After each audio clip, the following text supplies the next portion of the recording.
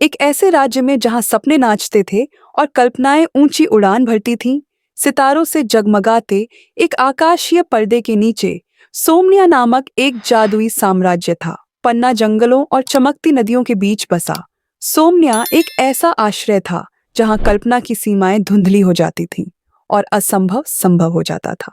एक बार की बात है, जैसे ही सूरज डूबने लगा, राज्य भर में लंबी परछाइयां पड़ने लगीं।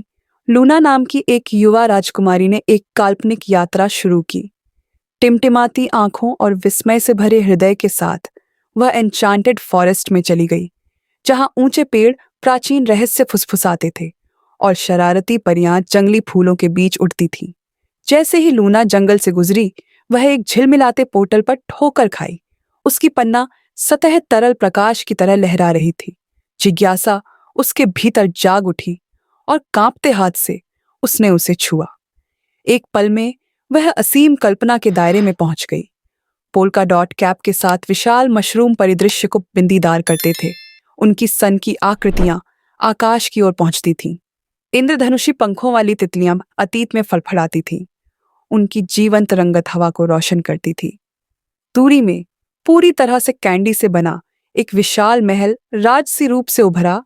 इसकी बुर्ज शर्करायुक्त शिखरों से सुशोभित थे और इसकी दीवारें फ्रॉस्टिंग से चमक रही थीं। लूना विस्मय में हाँफ गई। उसकी आंखें आश्चर्य से चौड़ी हो गईं। उसने कभी इतना असाधारण कुछ नहीं देखा था। जैसे ही वह महल के पास पहुंची, उसने बच्चों के एक समूह को आंगन में मस्ती से खेलते हुए देखा। उन्होंने इंद्रधनुष से बुने हुए कपड़े पहने थे और उनकी मुस्कान ऐसी थी जो सबसे काली रात को भी रोशन कर सकती थी।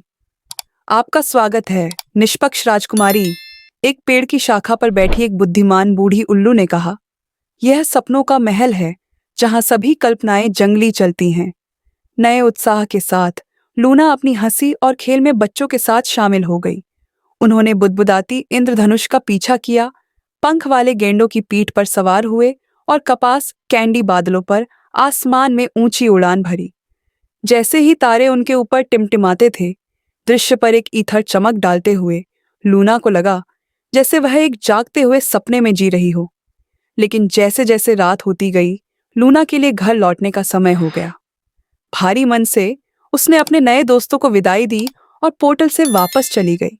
जैसे ही वह जंगल से निकली, उसे आश्चर्य का एहसास हुआ जो हमेशा उसके साथ रहेगा। उस दिन से लूना ने अपने दिल में सपनों के महल का जादू रखा। वह जानती थी कि कल्पना की सीमाएं असीम हैं और अगर वह विश्वास करने की हिम्मत करे तो कुछ भी संभव है।